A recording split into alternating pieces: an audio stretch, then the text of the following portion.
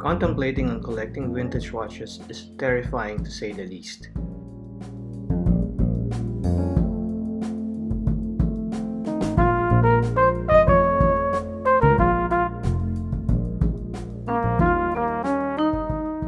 One has to consider a number of things before he even begins to scour the internet for his first ever vintage purchase. What type of watch? What brand? What year? Will it be serviceable in case it breaks? How much should one allot?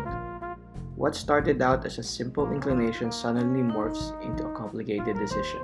It is terrifying indeed. Ask any collector. Hunting for a desired watch is as much fun as paying for it. Then you move on to your next prey. Finding a vintage watch you desire is slightly different.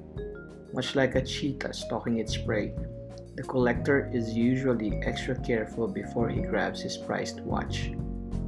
As for me, I started out with these two vintage Seikos. The Lord Marvel High Beat comes with mechanical winding with high-grade caliber 5740C, 36mm case size, the linen dial, Arabic numerals, no day and date complications. It ticks at 10 beats per second. Manufactured by Suwa Seiko factory in 1975.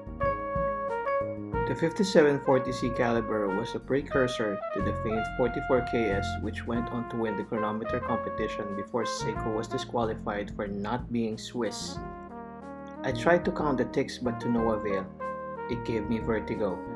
The only downside is the lug width, which is 19mm. You may think this size is not that hard to find, but it is.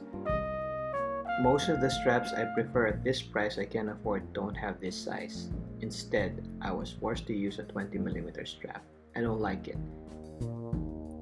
Next is Seiko Lord Matic 5606-7T10 that ticks at 21,600 beats per second with 25 jewels.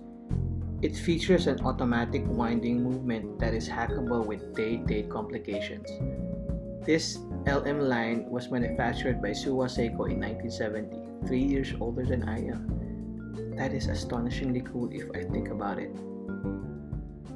Similar to Lord Marvel, this has an elegant linen dial and applied logos and indices.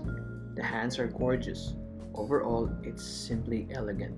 One would find joy in wearing either of these watches. They may not be King Seiko or even Grand Seiko, but for me, they are as horologically significant as those two. Then what could be next?